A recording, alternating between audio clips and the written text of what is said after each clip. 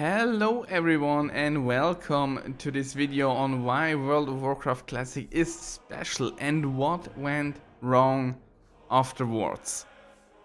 So with WoW Classic being officially announced and has a official release date now, I feel like it's time for this video. This is actually a video I've wanted to make for quite a while and I feel now the time is ready. So we will explore a little bit on the fundamental game designs of World of Warcraft Classic, and we will dive a little bit into the genre of the MMORPG. So if you disagree that World of Warcraft should be a MMORPG, then this video might not be for you. And this video is also not about Battle for Azeroth, since the last expansion I've actually played was Warlords of Draenor, and well, that was not a very pleasant experience. Let's say it that way. So first of all, I would like to dive a little bit into the genre of the MMORPG, because I think it's really important to understand what the essence of this genre is. So I think first we should look about like what is the ultimate RPG, like what is the when can't it get more RPG? Like there are a lot of mechanics that make up an RPG game, but what is the ultimate RPG? And in fact, it's real life.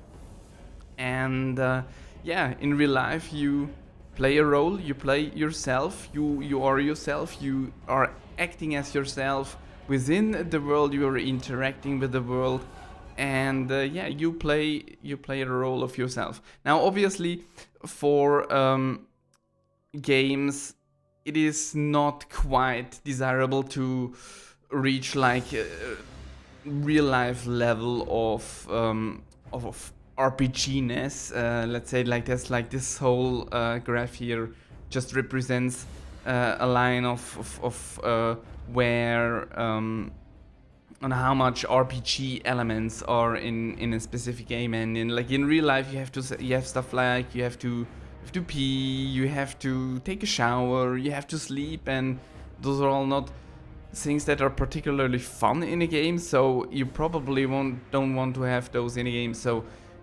just you don't want to have like a game that is too close to here.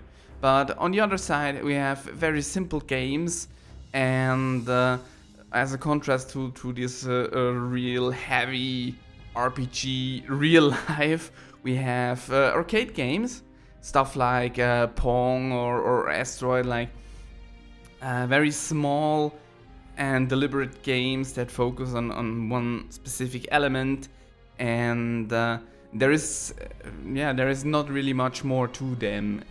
I mean, there are some more advanced versions, but just in the essence, like you have like a game like Pong, it's very simplistic and it's just the polar opposite. So so what does actually make a RPG an RPG? Like in real life, we have an RPG needs to have a coherent game world, and what I mean by that is that the world needs to be believable within its settings. Like imagine in real life when there would be a guy flying around with a flying carpet, like that would be totally mind-blowing and would like blow out reality. And in the same sense, in an RPG you don't want to have stuff in there that would make the player question the world. And that is meant by coherence, that really that the world itself is believable. And with that obviously comes immersion. The more coherent a game world is, the more immersive it is, and which really helps players bring into that mindset of playing their role within that world. And so I just went ahead and put a like RPG marker here. Let's say that everything to the right of this RPG marker is considered not an RPG game, and everything on the left is considered an RPG game. So another important aspect is character development. Like in real life, like you go through phases of your life. You're being a child, you're being a baby, then you progress to a child, and you have different responsibilities in each phase. You have different things that you may enjoy, and that is also a really important aspect in an RPG. So I think like those are really the four like really important parts of what actually makes an RPG up. There are ton more details. We could go on for like 3 or 4 hours talking about little nicks and crannies and stuff like that. But I think it's important to really be aware of what it means, like why people consider playing RPGs, or why people like playing RPGs. Like it all comes from this pen and paper settings long before like we had the first RPGs on PC, where people created those worlds on paper and played together and created these characters that would interact in a fantasy world that is outside of the realms of possibility what we can do here in real life. But there is also another graph which is important to note, and that is like the difficulty. Like a game can be very, very difficult, and it can be very, very easy. And obviously if you have like an arcade game like Pong, which would be very easy, you could imagine that if your Pong bar is just filling up the whole space and you basically cannot lose the game, like that would not be fun. And also on the other end of the spectrum, if you have a game that has the depth and immersion and coherence of real life and is extremely difficult too, like that would be way too overwhelming for pretty much anybody. So you likely want to have like stuff which is a little bit in the middle ground. So what happened with World of Warcraft? World of Warcraft Classic was an RPG, and over time it reduced a lot of its RPG mechanics and just went to the right side of this marker at some point. It's like at which point exactly that was is debatable, obviously, and it depends on how exactly what you are looking in an RPG. But we'll go a little bit more into some bullet points on the next slide here. So what changes were made to World of Warcraft which reduced the RPG elements? Ammunition was removed. Like obviously if you have a gun, you have ammunition, and like it is not necessarily to have all this kind of stuff, like also soul shards which would get removed, regions for spell get removed. A lot of people found those a little bit tedious, but those were RPG elements and those were removed, and in turn moved World of Warcraft from an RPG to a maybe not so RPG-ish game anymore. Like, yeah. So we also have like professions became largely irrelevant, which is it's a very important thing. Like in real life, you at some point you're in your teenage age, and you have to decide on what professions you want to take, and it is important for people that when they choose a profession, that their profession is relevant in some sort. And if their professions will not be relevant, the profession will disappear at some point. And by making professions largely irrelevant, because like the stuff that you can do with professions is just doesn't matter as much anymore in the more modern versions of World of Warcraft, it just made that whole RPG element quite pointless, in fact.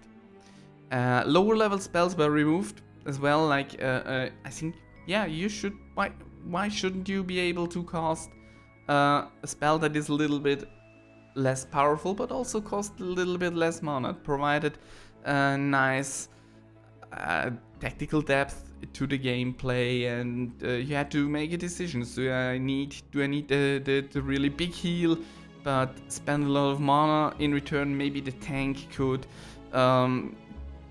be okay with a little bit of a smaller heal, and you would just sustain your mana pool for a little bit longer.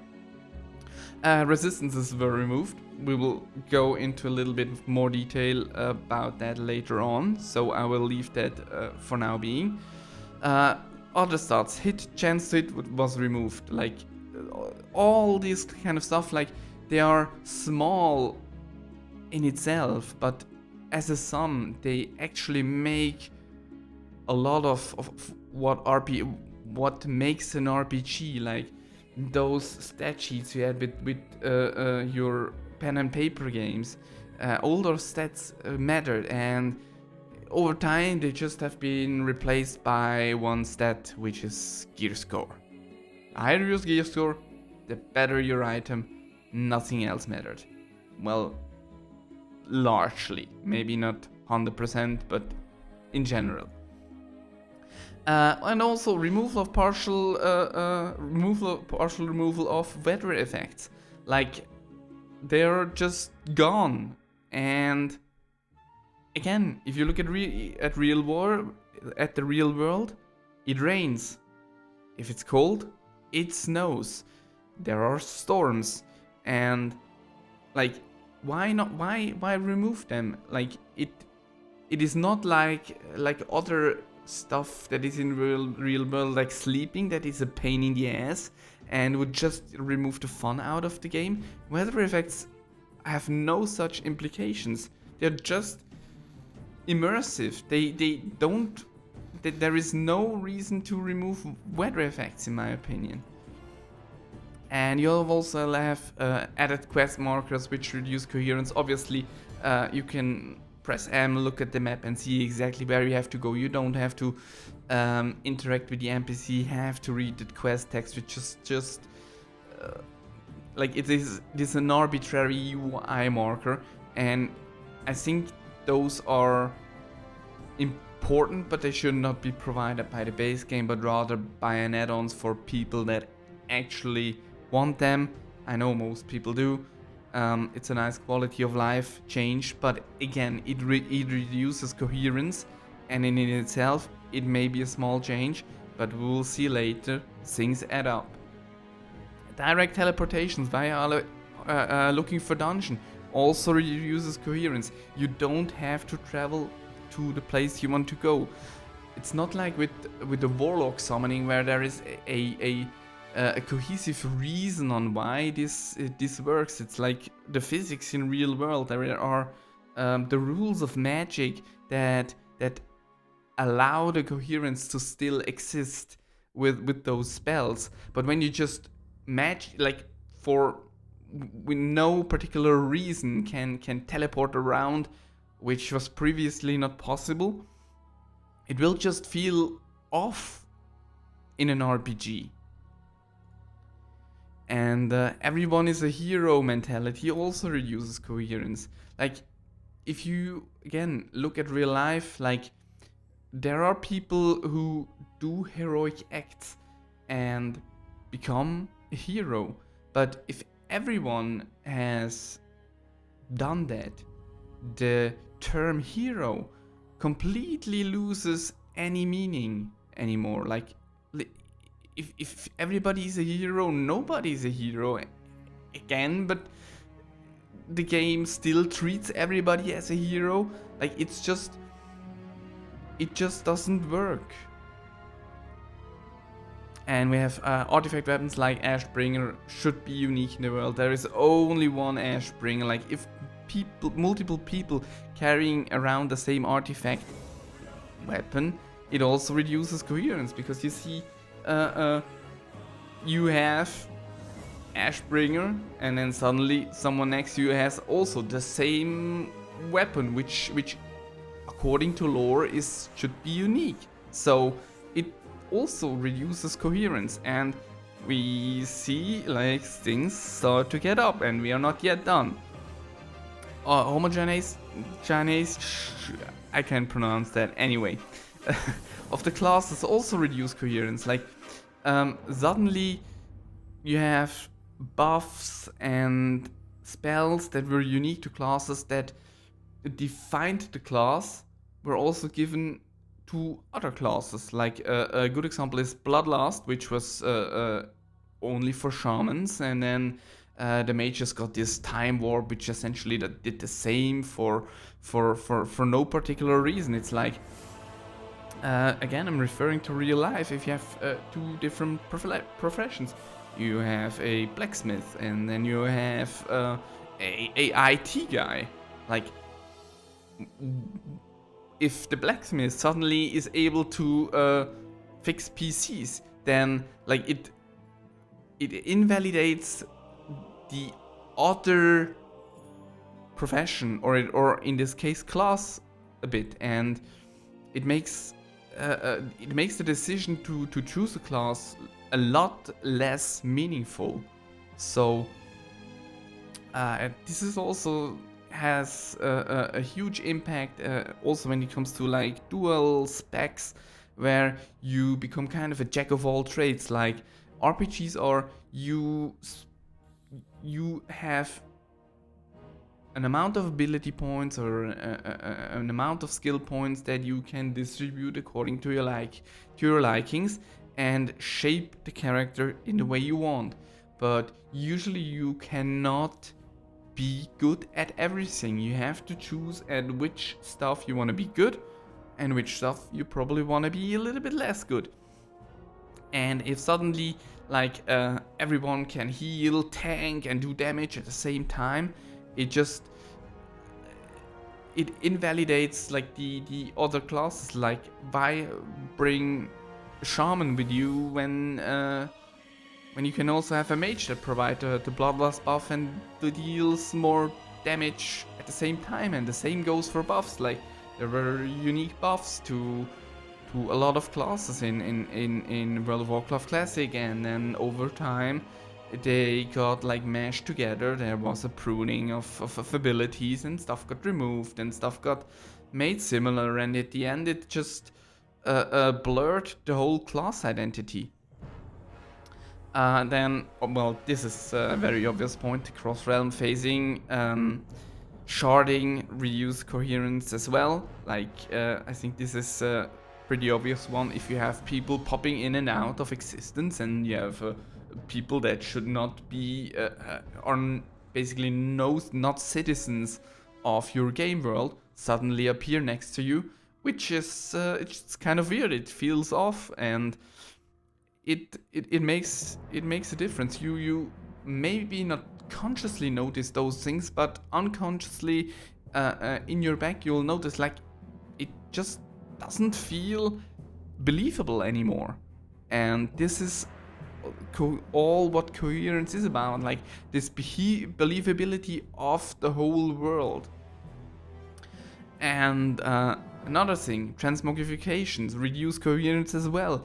Like, if you see somebody which has a full PvP set on, you don't want to go. Probably don't want to go and attack that guy on a PvP server, because the chances that you get wrecked is pretty damn high. However, if everybody can look completely different than what they're actually wearing, it just doesn't make any sense. Yes, it looks cool, but does that warrant to reduce the coherence?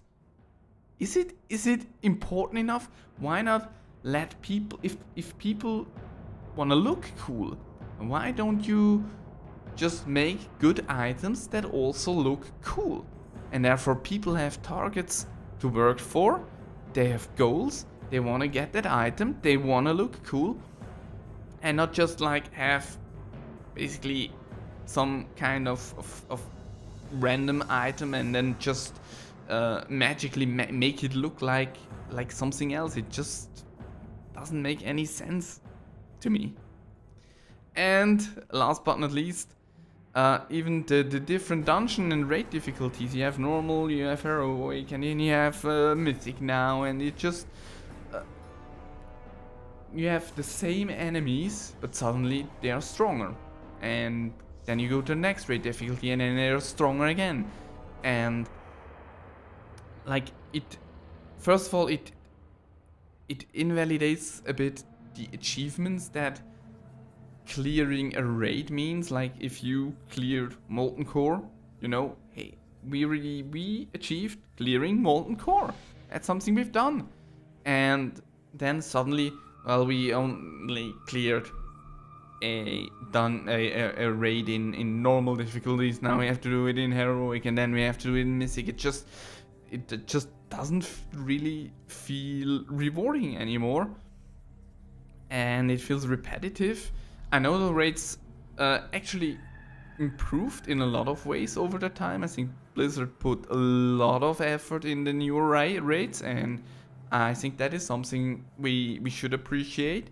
But at the same time, like, you don't want to run the whole raid over and over and over and over and over again until you're burned out of it, just to get to the higher difficulties and grind those items which have a lot of RNG, first of all dropping and then Titan forging and blah blah blah. You know where this is heading if you've played World of Warcraft in the last like 6 years or so. 7, 10 probably. Anyway, I'm rambling. So let's get back to the point.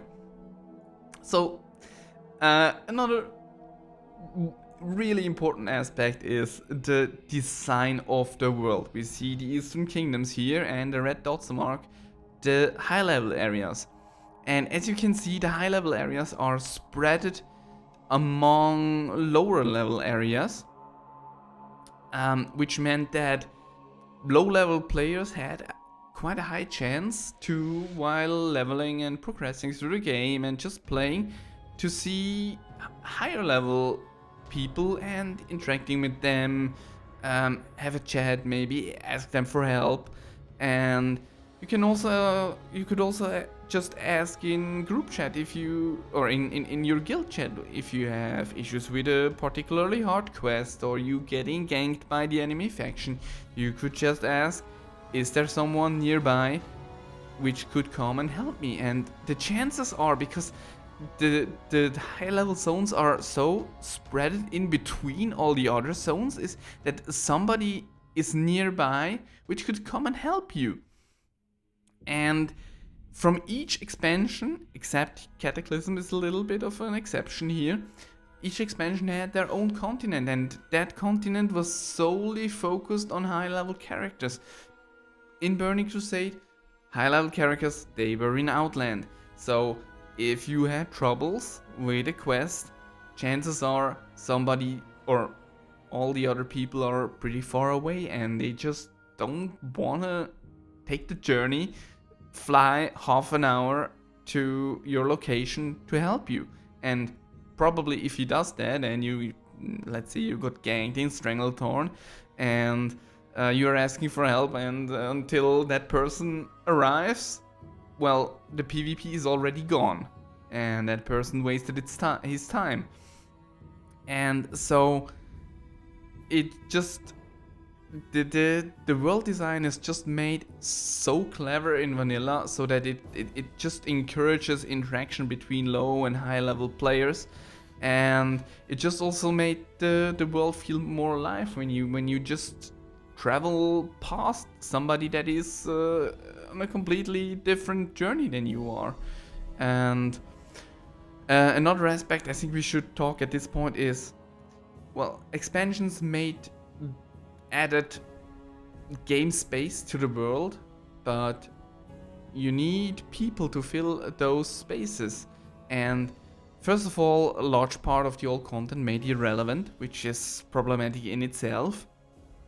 But it is also that, like, if you wouldn't do that, then you would have fewer people on a realm, but spreading on more space, which would make the world feel emptier. You would less likely feel those encounters, you would less likely interact with other players, which is like the core essential part of what an MMO is. You are interacting, you're supposed to interact, and the game should encourage you to interact with other players.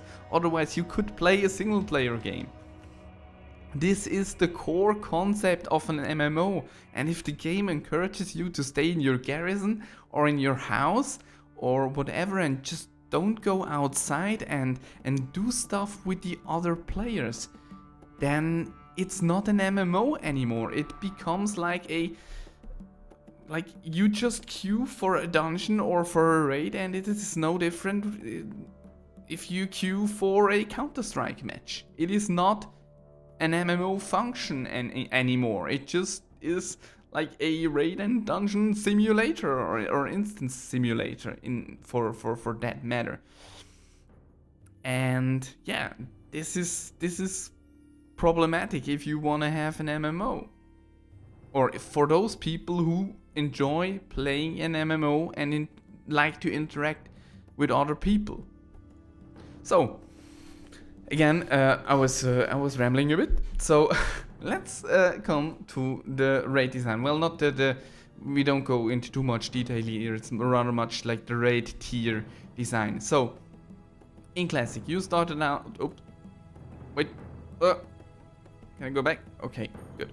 You started out with Molten Core and Onyxium. Those were the first two raids. And then in a later patch, the next tier got introduced, BWL, Blackwing Lair. So you had some options. There was also UBRS and the world bosses that you could do and just progress through the raids. But at some point, some guilds had issues, like first of all getting 40 people together to do this really like high level content stuff, and people started to fall behind and it didn't felt good. So there needed to be some kind of catch-up mechanism, and what Blizzard has done is they introduced a catch-up raid, which is a smaller raid, and it doesn't give you as good of items like you get in MC or BWL, but it gives you items that can bridge the gap between the items you get through normal dungeon runs and what you actually get in MC and BWL. So they don't invalidate the other content, but rather they make it so that you are able to progress more efficiently through those other raids. And it worked. People went to Sulgurup, they got their items there, and Molten Core became easier, and BWL became easier. And so Blizzard have done it again. AQ was released, you have AQ 40, next raid here, and as a support they have a catch-up raid, AQ 20, which is again same situation as Sulgurup. You don't get these super high level items, but you get those items that enable you to progress a little bit more on those like main level raids, I would say. And then obviously you have Nex, and there was no catch-up raid there, so people had issues getting into Nex and progressing in Nex because there was no catch-up raid. So fast forward a little bit, let's jump to a different expansion, Mist of Pandaria. You have the Mogashan Vaults, and then you have as a second tier the Heart of Fear, and then you have the Terrace of Endless Spring, and then you have the Throne of Thunder, which basically invalidates everything that came before because you just get items that were just superior.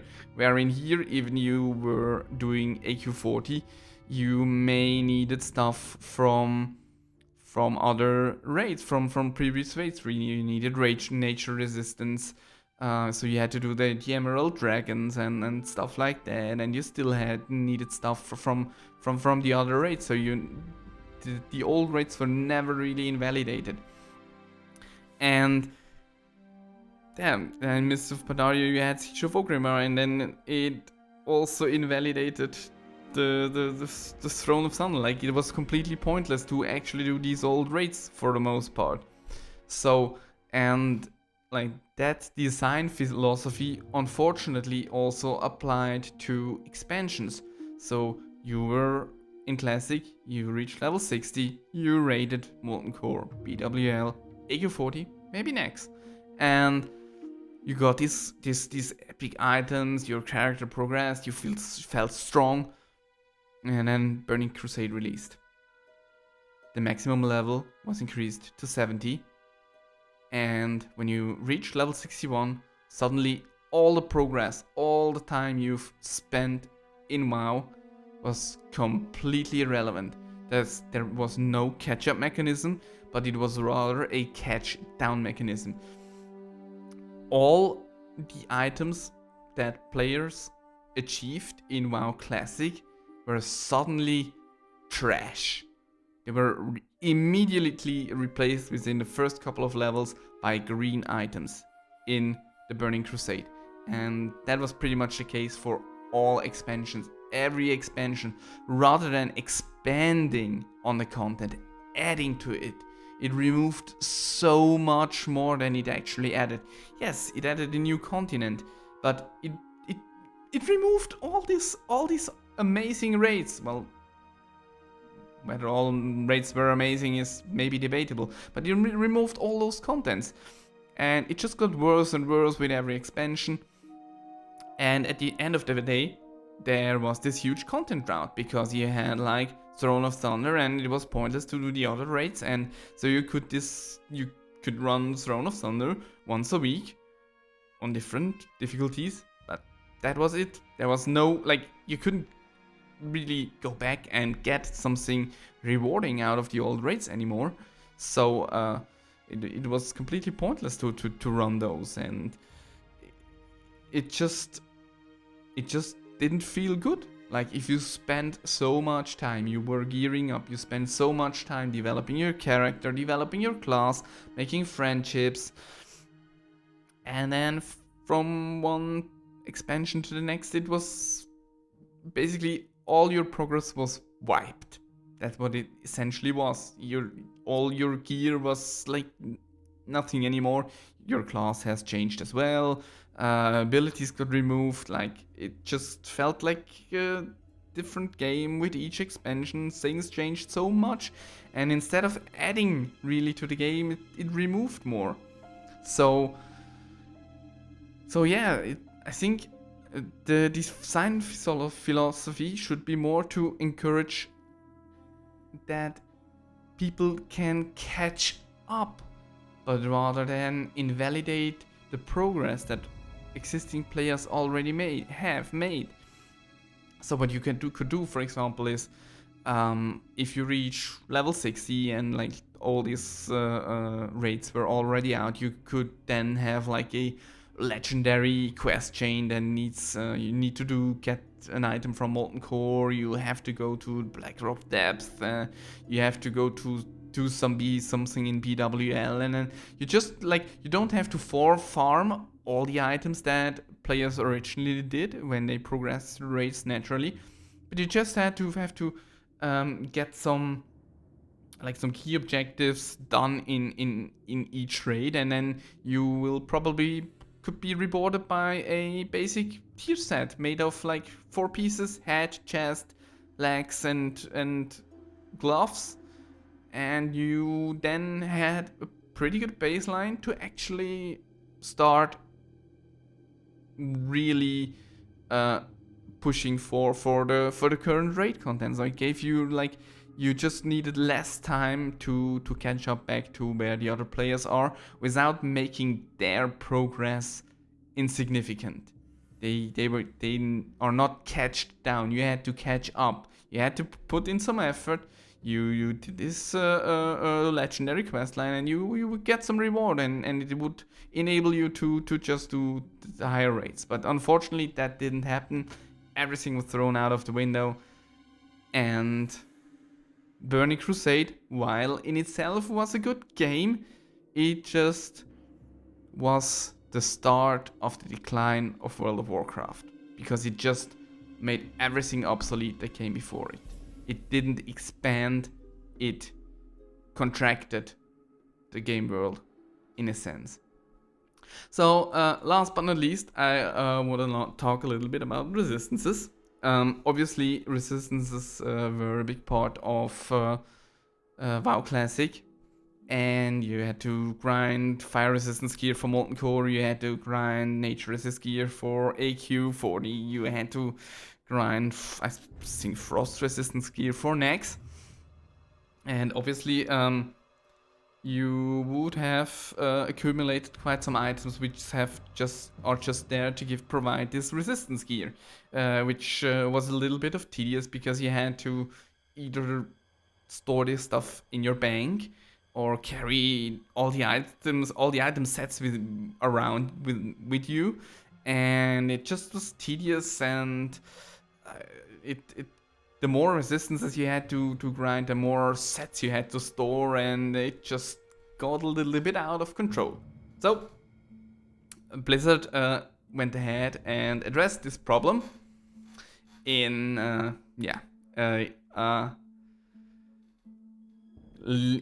let's say they addressed it in the path of least resistances, pun intended, and they just reduced the effect of resistances, and then at some point they removed resistances from the game altogether.